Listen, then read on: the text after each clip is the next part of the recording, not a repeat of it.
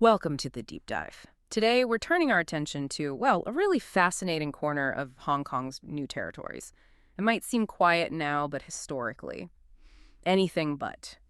We're diving into some of the sources about the history and the complex culture around Pingshan and Hung Shui Kiu, an area just steeped in centuries of clan history, but also, right now, facing this huge, radical transformation. Massive development plans are underway. Yeah, and that tension, between the deep past and this very imminent future, that's what makes this area so critical to understand, especially for you, our listener. Pingshan, historically, it's the ancestral home base for the Deng clan, a really powerful family, one of the new territory's famous five great clans. They've been influential there since the Song dynasty. Wow, Song Dynasty, that's deep history. It really is. Hmm. And Hung Shui Kiu, the area sort of surrounding it, that was always a key transport route. But the sources are clear. Yeah. The plan now is to turn this whole region into the new territory's north commercial core. Right, and if that transformation happens without sort of remembering what came before, you risk just paving over everything important. Our sources point to five, really compelling legends and historical moments. They're like the hidden soul of this place. Understanding them gives you a real shortcut, I think, to grasping its identity, something far beyond just, development blueprints. It's like memory-led development. And that's not just our idea. It's interesting, the Deng clan themselves kind of started this back in '93. They supported the Pingshan Heritage Trail, first of its kind, turning their own family history into public history. Quite forward-thinking, really. Okay, let's unpack this then. And the first thing is actually, well, it's hidden right in the name. Hung Shui Kiu. Today, we translate that as Floodwater Bridge. But apparently the original name was Redwater Bridge, Hung Shui Kiu, but with the character for red. That's right. And that slight linguistic shift, it completely masks something pretty shocking. It's not about floods. It's about blood. The name comes from this incredibly violent clan conflict back in the Ming Dynasty. The sources laid out quite clearly. The neighboring Mao clan, over in Hangzhou, they seriously crossed the Deng clan. And the Dengs decided this wasn't just a dispute. They decided the Mao clan basically had to be, well, wiped out. Whoa, okay, that's intense. So this wasn't just a local fight. It sounds more like state-backed violence. How did the Deng clan manage that? And that's the crucial point, isn't it? It demonstrates the sheer political power they wielded. They didn't just fight it out locally. A Deng clan member went all the way to Beijing, successfully petitioned the imperial court itself for help. The imperial court? Yes. The ability to actually call in Ming Dynasty troops, official imperial soldiers. That tells you everything about their political network, their high social status, built up over generations through success in the imperial exams, the Keiju. They weren't just local landlords. They were playing on a national stage. So those exams, they weren't just about poetry and essays then. They were a path to real power, like actual military power. Yeah. Exactly. Strategic power projection. So the climax. The government decided the Mao clan's lineage had to be, and this is a specific term, purged to the ninth generation. Zujuzu. Total extermination. Ninth generation. They were surrounded. Those who tried to escape were hunted down and killed. And the sources say the sheer amount of bloodshed literally stained the local stream red. That's where the name came from, Redwater Stream. And the bridge over it, Redwater Bridge. Yeah, it's a memory of political violence literally etched onto the map. That completely changes how you see the place. If you're thinking about building a new commercial hub there, you absolutely have to reckon with that story. The name everyone uses now, Floodwater Bridge, it hides this history of, well, strategic violence and maybe even cultural purification. The sources actually suggest a pretty powerful tourism idea based on this, the Bloodline Place Name Tracking Route.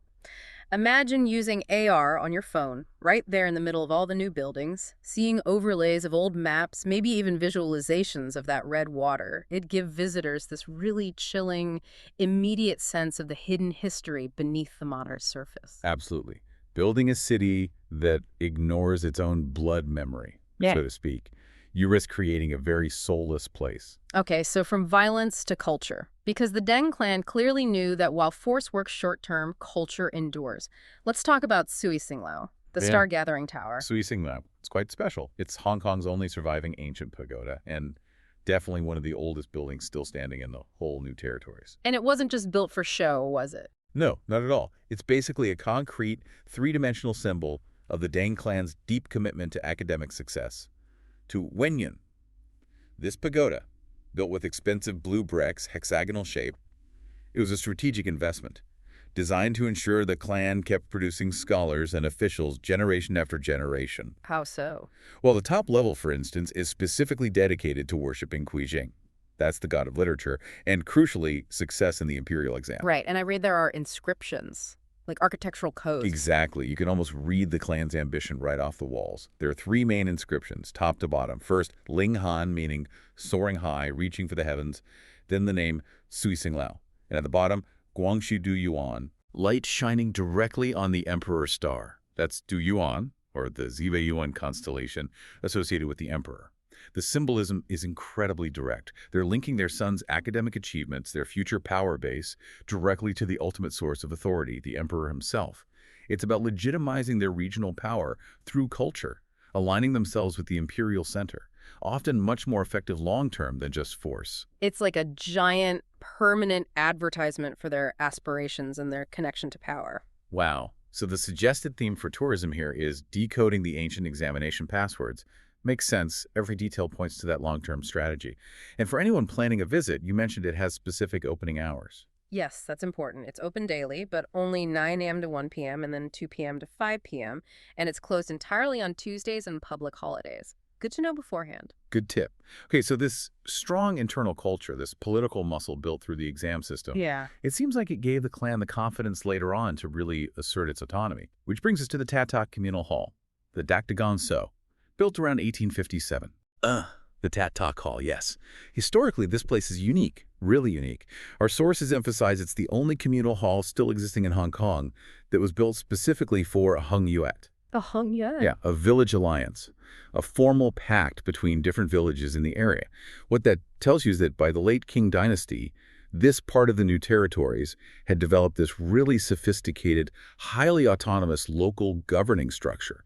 It wasn't just scattered villages, it was an organized political entity, operating with quite a bit of independence from the central Qing authorities. A real power center. And this hall connects directly to a major historical event, right? The resistance against the British takeover. That's the crucial link. This hall is supposedly where key meetings were held to plan the armed resistance in 1899 when the British took control of the new territories. I mean, this is the first major organized anti-colonial action in Hong Kong's history, and this hall was potentially its planning hub. That really raises questions about identity, doesn't it? These weren't just isolated villagers. Exactly. The sources make a point of this. The new territories gentry, often led by Ding clan scholars, they consciously chose not to just bow down to colonial rule. They identified strongly, culturally, and politically with China. The phrase used is Xin Xiu Du Gua, their heart was tied to the motherland. It complicates the simple narrative. They saw themselves as part of a larger Chinese nation, even as they managed their own local affairs. They were old immigrants with deep roots and a clear political stance. So it shows how local governance could pivot really quickly into national resistance when faced with an external threat. The hall itself is a statutory monument now. Positioning it as a resistance memory hub, that seems incredibly fitting. It's vital for understanding those complex layers of identity during that critical handover period. Definitely. It embodies both local power and national sentiment. Okay, so we've seen centuries of high politics, strategic culture, anti-colonial resistance. But what happened when the whole imperial system just collapsed? Qing dynasty gone, Republic era starts. How did this elite adapt then? Let's move into the 20th century to Hung Shui Kiu Tsuen, great road village. Right, Taitao Tsuen. The name probably just came from an old dirt path leading to Castle Peak Road, nothing grand. But the village itself became something significant. It became a place of refuge. Refuge from what? From the chaos and political turmoil sweeping China, especially during the turbulent Republican era after the fall of the king. Religious figures, particularly Taoists, started coming south, seeking sanctuary. Lai Bi Shi Zi is the term people coming south to escape the world. And they established these quiet cloisters in places like Taitao Tsuen.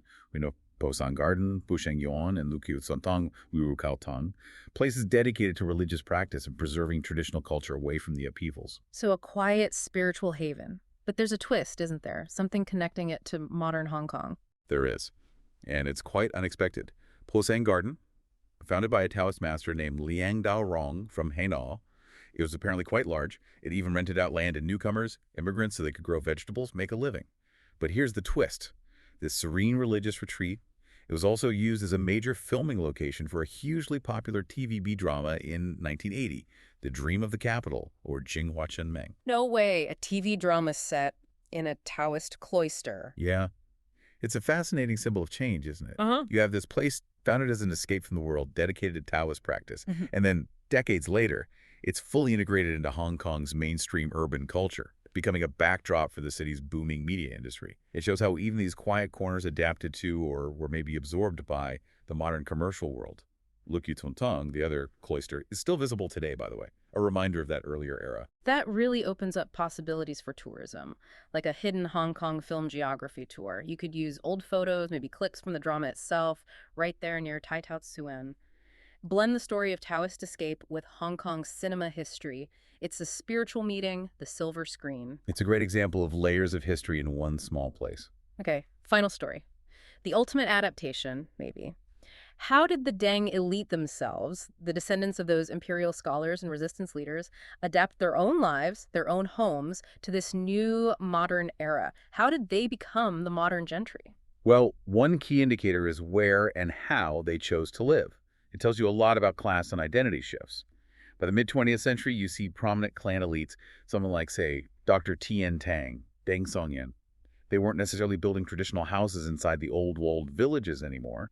Instead, they often chose to build modern homes or maybe hybrid Chinese Western-style villas in these slightly more peripheral areas, places like Tai Tsuen or nearby Tangyan Tsuen. And that choice of architecture, that location, what Yeah. did it signify? It was significant on multiple levels. First, it obviously showcased their wealth, but crucially, it signaled their professional status, achieved through modern pathways, medicine, law, international business, not just the old imperial system. So it marks a clear class transformation into a modern elite. But interestingly, they didn't sever ties with the clan structure. How did they maintain those ties? Well, for example, Dr. Tang chose to be buried traditionally, with his two wives, maintaining that visible family lineage connection, even while living a very modern life. So it's a blend, modern status, but still rooted in clan identity.